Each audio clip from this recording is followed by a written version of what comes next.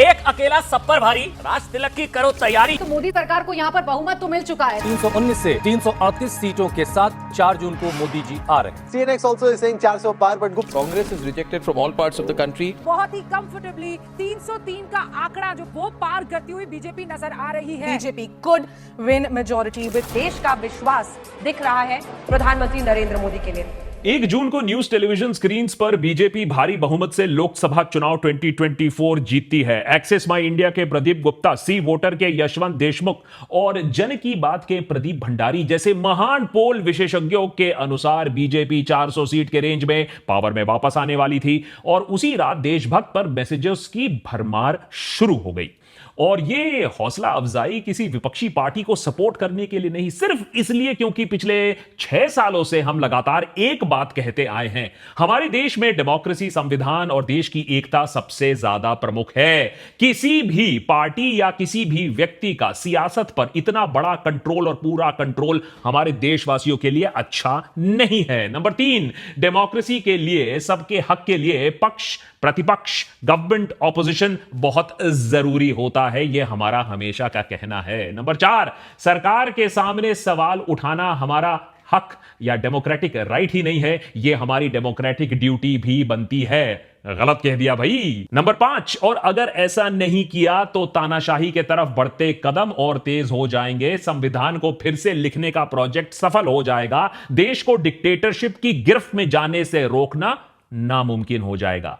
लेकिन इस समय पर भी हमारे देशभक्त के जो मेंबर्स थे पेट्रियन पर, यूट्यूब पर, वो हमें डिस्कॉर्ड पर, हमारे चैट ग्रुप्स पर, हमारे मैसेजेस पर सिर्फ एक बात मैसेज कर रहे थे एग्जिट पोल के बाद, नतीजा जो भी आए हम देशभक्त पर वही काम करते रहे जो पिछले 6 सालों से करते आए हैं। हम तुम्हारे साथ हैं, हम तुम्हें उसी तरीके से सपोर्ट करेंगे, देशभक्त को सपोर्ट करेंगे जैसा कि पिछले सालों से करते आए हैं। तो सबसे पहले तो उन देशभक्त मेंबर्स को हमारा कोटि कोटि प्रणाम, हमारा बहुत बड़ा थैंक्स। आप ही के सपोर्ट की वजह से आज हम इस मैदान पर खड़े हुए हैं, बैटिंग किए जा रहे हैं बिना कॉम्प्रोमाइज किए, बिना एडजस्ट किए, बिना किसी बूट लिकिंग के। जब अपने ही फैमिली मेंबर्स, जब अपने ही फैमिली के लोग आपको पॉलिटिक्स के नाम पर नोचने के लिए तैयार रहते हैं, उस समय देशभक्त की फैमिली हमारे साथ खड़ी रही, हमारा साथ नहीं छोड़ा, यह बात हम कभी भूलेंगे नहीं। 4 जून को, आज से ठीक 1 महीने पहले, गुप्ता, देशमुख और भंडारी जैसे इलेक्शन सिफोलॉजिस्ट का भांडा फोड़ होता है जब स्क्रिप्ट नहीं असल वाली इलेक्शन के नतीजे सामने आते हैं। Bharatiya Janata Party, did they expect to go down to 40? BJP well short of a majority, far from where they'd have wanted to be. BJP को इस बार पूर्ण बहुमत नहीं मिला, लेकिन क्या वो 2014 या फिर 2019 के अपने रिकॉर्ड की बराबरी करेगी? And 400 par with NDA is not happening. BJP between 240 and about 260. BJP has failed. आया तो मोदी ही, लेकिन भक्तों का 400 पार का सपना थोड़ा सा बिखर गया और एक अद्भुत चीज हुई पिछले 30 दिनों में जो 70 साल में देश के इतिहास में कभी नहीं हुआ है। जो पार्टी जीती उसे देखकर लग रहा है कि वो मातम मना रही है, जो पार्टी माने इंडिया ब्लॉक जो टेक्निकली हारी, उसे देखकर लग रहा है कि भैया वो तो वर्ल्ड कप जीतकर आई है। ऐसा क्यों हो रहा है? हार के जीतने वाले को बाजीगर तो कहते हैं, लेकिन इनकी खुशी का राज मैं आपको यहां समझाता हूं। 10 साल कुचले जाने के बाद, जेल में डालने के बाद, ना मनी है ना मसल पावर है, सरकार ने सारे इंस्टीट्यूशंस कैप्चर करके रखे हैं, उसके ऊपर हिंदू मुस्लिम मंदिर मस्जिद का झुंझुना भी। पर इसके बाद भी अगर आप 232 सीट्स ला सकते हो तो कोई छोटी बात नहीं है इंडिया ब्लॉक के लिए। देशभक्त पर हम यह बात पहले भी कह चुके हैं, आएगा जो भी, डेमोक्रेसी को कहीं नहीं जाना है और तानाशाही की जगह इस देश में है नहीं।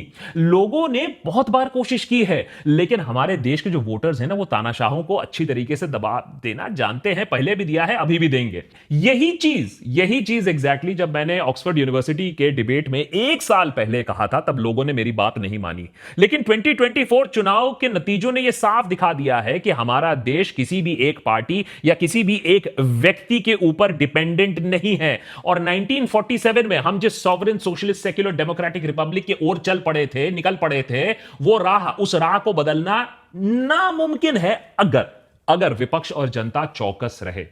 हां ठीक है, अब बोलोगे सेक्युलर शब्द हटा दो प्रीएम्बल से, घंटा फर्क नहीं पड़ता है क्योंकि देश के संविधान के हर पन्ने में सेक्युलरिज्म बसता है। इस चुनाव के नतीजे बीजेपी के लिए इतने निराशाजनक क्यों रहे हैं? मीडिया उनकी, इलेक्टोरल बॉन्ड्स उनके, नैरेटिव उनका, leader if not Modi then who उनका, court, election commission, you get my point. पर 400 पार क्यों नहीं हो पाया, या कम से कम 272 सिंपल मेजॉरिटी बीजेपी क्यों नहीं ला पाई? कुछ लोगों का मानना है कि इसमें यूट्यूबर्स का बहुत बड़ा हाथ है। कई लोग कहते हैं कि कांग्रेस ने कास्ट पॉलिटिक्स जबरदस्त खेली। कुछ लोग कहते हैं कि गलती हिंदुओं की है, गाली वो हिंदुओं को बक रहे हैं क्योंकि हिंदुओं ने बीजेपी को धोखा दिया है। यानी हिंदू बीजेपी का वोट बैंक बन गया है, जिस वोट बैंक पॉलिसी के खिलाफ बीजेपी ने इतने सालों मुहिम चलाई थी। हिपोक्रेसी की भी सीमा होती है। सच तो यह है कि बीजेपी के हार के पीछे बीजेपी सबसे बड़ा उसका कारण है। इंडिया ब्लॉक के पास इतना टाइम नहीं था कि वो अपनी स्ट्रेटेजी, अपनी मैसेजिंग लोगों तक इफेक्टिवली पहुंचा पाए।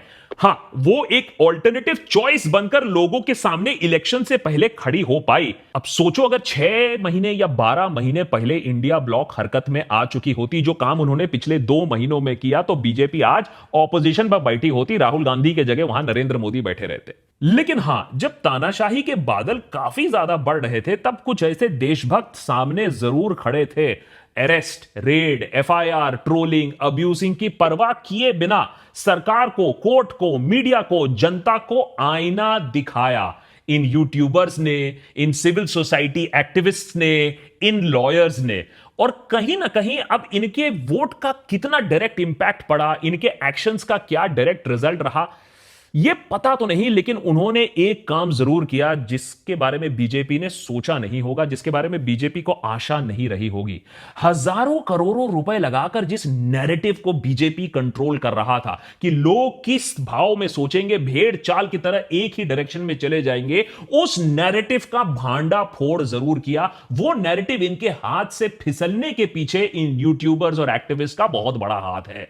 ध्रुव राठी के डिक्टेटरशिप पर well research videos, Ravish Kumar के कटाक्ष भरे रिपोर्ट्स, प्रशांत भूषण के अनगिनत कोर्ट केसेस जिससे सरकार को नोटिस पर नोटिस मिलता रहता था, और इलेक्टोरल बॉन्ड स्कैम को तो अनकवर करने में जो अहम भूमिका निभाई, और यहां तक तो कुणाल कामरा, उन जैसे कॉमेडियंस जो स्टैंड अप शो से लेकर मुंबई हाई कोर्ट पहुंच गए, लड़ाई कर रहे हैं हमारे मीडिया फ्रीडम के लिए। ये सारे देशभक्त हैं जो बस इतना चाहते थे कि सरकार को उनके एक्शंस के लिए जवाब देना पड़े और डेमोक्रेसी को हमारे देश से कोई हटा ना पाए, डेमोक्रेसी को कोई आंच ना लग पाए। और मैंने तो बस कुछ ही नाम लिए हैं, इनको छोड़कर भी ऐसे बहुत सारे और देशभक्त हैं जिन्होंने पर्सनली अपनी सिक्योरिटी, अपनी सेफ्टी, अपने फाइनेंसेस को ताक पे रखकर देश के लिए बात करना सही समझा। हमसे पूछा जाता है देशभक्त का मॉडल क्या है, हम कहते हैं हमारा मॉडल यही है कि जेल से बस बाहर रहें और एपिसोड आपके लिए बनाते रहें। सोचिए ऐसे कंडीशन में कितने लोग काम कर रहे हैं जिनका कल यूट्यूब चैनल बंद हो सकता है, स्ट्राइक लग सकता है, एफआईआर आ सकता है, लेकिन तब भी वो देश के लिए बोल रहे थे। इसके बदले इन्हें मिला क्या? ट्रोल्स मिले, अब्यूज मिला, इनको डिस्क्रेडिट किया गया। आईटी सेल ने खासा दौर से ध्रुव राठी को फैक्ट से कम पर्सनल अटैक से टारगेट करना सही समझा। सारे बड़े बड़े क्रिएटर्स एक के बाद एक लाइन में लगकर ध्रुव राठी को या तो जोकर बुलाते, एजेंट बुलाते, पार्टी वर्कर बुलाते, यहां तक कि पाकिस्तानी जिहादी भी बुलाते। लेकिन बदले में ध्रुव की फॉलोइंग डबल हो गई। यह बात आईटी सेल को बाद में समझ में आई। काश ऐसी ट्रोलिंग भगवान हमारी झोली में भी दे दे, एडिटर कुछ बोलो। लेकिन ऑन अ सीरियस नोट, आने वाले महीनों में डिजिटल कंटेंट क्रिएटर्स और डिजिटल इकोसिस्टम पर सरकार खासा अटेंशन देगी। ऑलरेडी कंटेंट क्रिएटर्स को टाइट करने का जो कार्यक्रम है वो शुरू हो चुका है। ब्रॉडकास्ट बिल, सरकार का फैक्ट चेक यूनिट और नए जो बीएनएस लॉज हैं, लेजिस्लेटर्स कोशिश ये करेंगे कि यूट्यूबर्स पर या तो केस लगाया जाए या तो उनको पेपर वर्क और कंप्लायंस में दफना दिया जाए। तो 4 जून को तानाशाही के कदम पीछे जरूर ढकेले गए हैं, लेकिन इसका यह मतलब नहीं है कि सब कुछ ठीक हो गया है। और इसका सबसे बड़ा संकेत प्रधानमंत्री ने खुद संसद में दिया, जब उन्होंने एक चेतावनी दी कि सरकार के खिलाफ बोलने वालों को कैसे हैंडल किया जाएगा। मैं आज इकोसिस्टम को बता देना चाहता हूं, उसकी हर साजिश का जवाब अब उसी की भाषा में मिलेगा। इसीलिए मैं सीरियसली कहता हूं कि आने वाले महीनों में डिजिटल मीडिया का रोल और भी ज्यादा क्रिटिकल होने वाला है, क्योंकि प्रिंट और टेलीविजन को दबाने के बाद अब बारी डिजिटल की ही आएगी। देशभक्त पर हमारी गुजारिश यह है कि इस समय आप एक प्रण ले लो कि आप कोई भी एक या दो डिजिटल पब्लिकेशंस को सपोर्ट करोगे। वो पब्लिकेशंस जो डेमोक्रेसी, हमारे संविधान, हमारे देश की एकता के लिए अभी भी लड़ रहे हैं, खड़े हुए हैं। आपको किसी को भी चुनना है, मैं आपको फोर्स नहीं करूंगा, लेकिन सपोर्ट जरूर करो, उनका काम शेयर करो, कमेंट करो, डिस्कस करो कि ये काम वो क्या कर रहे हैं। अगर बाई चांस हमारा काम आपको पसंद आता है तो आप एनुअल मेंबर बन सकते हो ऑन patreon.com/देशभक्त या YouTube के ज्वाइन बटन को दबाकर आप एक मेंबर बन सकते हो। मेंबर्स को मिलता है access to our members only Discord server, questions for our guests and episode suggestion rights members को मिलते हैं। आपके सपोर्ट की वजह से ही देशभक्त आज किसी भी पार्टी, किसी भी बिजनेस या आज तक हमें किसी ग्रांट की जरूरत नहीं पड़ी है। कोशिश यही रहेगी कि हम 100% इंडिपेंडेंट रहे, 100% ब्लंट रहे और इसी तरीके से बात करते रहे। तो $1 मिलियन क्वेश्चन, क्या डेमोक्रेसी के ग्रीन शूट्स अब दिखने को मिले हैं पिछले 30 दिनों में? क्या देश में डीमोदियाइजेशन और रीडेमोक्रेटाइजेशन का प्रोसेस अब शुरू हो चुका है? हां और ना। अगर राहुल गांधी को आप संसद में देखो, उनके स्पीचेस को देखो, इंडिया ब्लॉक के आक्रामक रवैये को देखो, तो आपको लगेगा कि डेमोक्रेसी के सूखे पेड़ पर पत्ते फिर से अब आ ही गए हैं। 10 साल के बाद संसद में विपक्ष का जोर अब दिखने को मिला। भक्तगण बोले, ये क्या अराजकता फैली हुई है। वो भूल गए हैं कि स्लोगनियरिंग संसद में विपक्ष का एक टूल होता है, एक हथियार होता है। बीजेपी ने भी खूब स्लोगनिंग की थी जब वो विपक्ष में बैठा करती थी। संसद में बीजेपी को टाइट किया जा रहा है, लेकिन इलेक्शन के बाद ऐसा भी लग रहा है कि भगवान श्री राम अपने आप ही बीजेपी से नाराज हैं, खासा नाराज हैं। बाकी की देश की हालत तो छोड़ो, अयोध्या जहां सरकार ने हजारों करोड़ों रुपए लगाए, वो राम मंदिर वाला अयोध्या बीजेपी के हाथ से फिसल गया। वो राम मंदिर जहां बारिश की पहली बरसात के बाद लीकेज शुरू हो जाती है, वो राम पथ जिसके चीथड़े उड़ गए करोड़ों रुपए लगाने के बाद। इलेक्शंस के लिए भगवान का इस्तेमाल इतनी बार करोगे तो भगवान श्री राम भी नाराज होंगे, एक टाइम बाद तो वो भी नाराज होंगे। शायद इसीलिए हम देख रहे हैं एयरपोर्ट, ब्रिज, रास्ते सब तरीके से तबाही चल रही है। उधर एनटीए में अपने लोगों को बैठाने का नतीजा, अंडर क्वालिफाइड लोगों को बैठाने का नतीजा अब सामने आ रहा है। हर दिन एक पेपर लीक हो रहा है, हर दिन एक एग्जाम पोस्टपोन हो रहा है, बच्चे सड़कों पर प्रोटेस्ट कर रहे हैं, उनका फ्यूचर मजाक बनकर रह गया है। नौकरियां पहले से ही नहीं थी, अब एग्जाम भी बिना लीक के बच्चे नहीं दे पा रहे हैं। अग्निवीर के मुद्दे को देखिए, वहां भी सरकार बैकफुट पर नजर आ रही है कि एक अग्निवीर को जो शहीद हुआ है उसको सरकार की तरफ से कितना कॉम्पनसेशन मिलता है, उस बात को लेकर राहुल गांधी के साथ आनाकानी चल रही है। Army versus BJP versus Rahul Gandhi. अब सरकार का कहना है कि इंश्योरेंस का पैसा कॉम्पनसेशन में ही मिला होता है, लेकिन फैक्ट तो यही है ना कि अग्निवीर डीमोनेटाइजेशन की तरह एक मास्टरपीस है। जैसे जैसे टाइम आगे निकल रहा है वैसे वैसे उसकी सच्चाई लोगों के सामने आ रही है और इलेक्शन में भी बीजेपी को इसका खामियाजा भुगतना पड़ रहा है। यह सब देखकर तो लगता है कि सरकार अब चेक में रहेगी। मोदी अपने अलायंस को संभालने की कोशिश में वहीं व्यस्त रहेंगे और ऑपोजिशन कुछ असंवैधानिक काम तो नहीं होने देगी, लेकिन ऐसा है नहीं। पार्लियामेंट में मोदी के 2 घंटे 15 मिनट के स्पीच के बाद एक चीज बिल्कुल साफ हो चुकी है, मोदी के तेवर एकदम नहीं बदले हैं। राहुल गांधी को 56 बार बालक बुद्धि बोल बोलकर कांग्रेस का मजाक उड़ाया गया। यह मजाक उड़ाया गया, मोदी कहते हैं कि अरे क्या हुआ, तीसरी बार भी तो तुम 100 का आंकड़ा पार नहीं कर पाए हो। बार बार एक चीज याद दिलाई गई, संसद में नंबर तो हमारे पास ही है मित्रों। मोदी जानते हैं कि नीतीश कुमार या नायडू वो अपने राज्यों के लिए, अपने प्रोजेक्ट्स के लिए पैसा चाहते हैं, उसके अलावा वो मोदी के काम में कोई दखलंदाजी नहीं देंगे। तो मोदी अब भी अगर चाहें तो अपनी मनमर्जी कर सकते हैं। राहुल गांधी और विपक्ष ने माहौल जरूर बनाया है, नैरेटिव जरूर छीना है, डेमोक्रेसी की आशा जरूर जताई है, लेकिन असली टेस्ट अगले 6 महीनों में आने वाला है। नंबर 1, क्या राहुल गांधी मोदी पर उसी तरीके से प्रेशर रख पाएंगे जिस तरीके से इस सत्र में रखा? नंबर 2, क्या इंडिया ब्लॉक एकजुट होकर काम कर पाएगी या ममता बनर्जी एक तरफ और उद्धव दूसरी तरफ? नंबर 3, क्या इंडिया ब्लॉक बीएनएस जैसे अथॉरिटेरियन लॉ को रिवर्स कर पाएगी, जिस लॉ को ऑपोजिशन को सस्पेंड करा के इलीगली पारित करवाया गया पार्लियामेंट में, क्या उस लॉ को चैलेंज किया जा सकता है? नंबर 4, क्या Rahul Gandhi media freedom, democratic institutions के लिए लड़ेंगे, कूट कूट कर लड़ेंगे, वही इंस्टीट्यूशंस जिसका गला घोट दिया गया है? नंबर 5, क्या मोदी को अपने अगले मास्टर स्ट्रोक से विपक्ष रोक पाएगी? क्योंकि 99% मोदी का अगला बड़ा मूव होगा सेंसस कराना और उसके बाद डीलिमिटेशन। ट्रांसफॉर्मेशन, जिसके बाद यूपी बिहार जैसे स्टेट्स में एमपीज बढ़ जाएंगे और साउथ के एमपीज घट जाएंगे। इस बड़े मास्टर स्ट्रोक के पीछे पॉलिटिक्स क्या है, मंशा क्या है, पूरा का पूरा एपिसोड बना के रखा है। सबसे बड़ा मोदी 3.0 का मास्टर स्ट्रोक शायद यही होगा। और नंबर 6, क्या विपक्ष के रवैये को देखकर दूसरे पिलर्स ऑफ डेमोक्रेसी जैसे कोर्ट्स, मीडिया, सिविल सोसाइटी और इन्वॉल्व हो पाएंगे? और नंबर 7 है ना, वो आपके और मेरे बारे में है। क्या इस बदलती हवा को देखकर आप और हम सुप्रीम लीडर से भक्ति छोड़कर अपने पैजामे की हालत देख पाएंगे जो फटी जा रही है? क्या लोग अपने सरकार से जवाब मांगेंगे या बकरी की तरह मिमियाते रहेंगे, सुप्रीम लीडर ने किया होगा, हमारी मारी होगी, कुछ सोच के ही हमारी मारी होगी? देखिए, हवा बदली है। पिछले 30 दिनों में देशभक्त पर हमने यह साफ साफ देखा है। लोग जागरूक हो रहे हैं। सरकार 10 साल से सत्ता में है।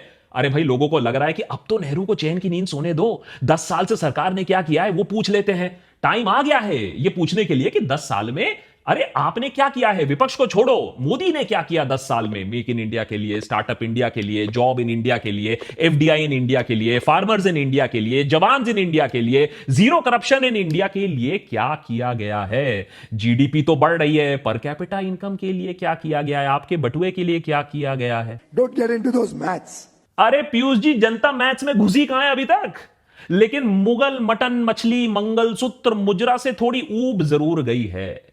लेकिन इसका मतलब यह नहीं है कि लोग जागरूक हो चुके हैं फुल्ली, हिंदू मुसलमान का गेम समझ चुके हैं, हमें बांटने की क्या कोशिश हो रही है उसको अब वो साफ साफ देख पा रहे हैं।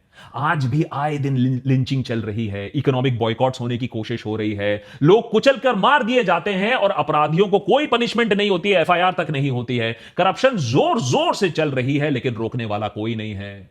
तो डेमोक्रेसी को वापस लाने का जो कार्यक्रम है वो थोड़ा लंबा है और उसको करने के लिए बहुत टाइम लगेगा, बहुत एफर्ट लगेगा, बहुत कंसिस्टेंसी लगेगा। और अगर नहीं किया ना तो लोग 2 दिन बाद बोलेंगे ठीक है यार, वो बुलडोजर वाला जस्टिस सही था, कम से कम बुलडोजर चलते देखकर थोड़ा दिल को ठंडक तो मिलती थी। और हमारी बात, हमारी क्या 300 पार, 400 पार, 500 पार, देशभक्त पर हम वही काम करते रहेंगे। 30 दिन पहले जो काम कर रहे थे 3 साल बाद भी वही काम करेंगे। सरकार पर सवाल उठाना, संविधान और डेमोक्रेसी की रक्षा करना, और अगर विपक्ष को आलसी देखा उसमें तो उसको भी लताड़ देना। अगर इस मुहिम में आप शामिल होना चाहते हो तो मोस्ट वेलकम। हमारे एपिसोड्स को लाइक करिए, शेयर करिए, चैनल को सब्सक्राइब करिए, कमेंट करिए, और हो सके तो जरूर एक मेंबर बनिए नीचे ज्वाइन बटन या फिर patreon.com/देशभक्त पर, जिससे आपको भी थोड़ा बेनिफिट मिले और हमको भी फुल इंडिपेंडेंस मिले। More episodes coming up, stay tuned.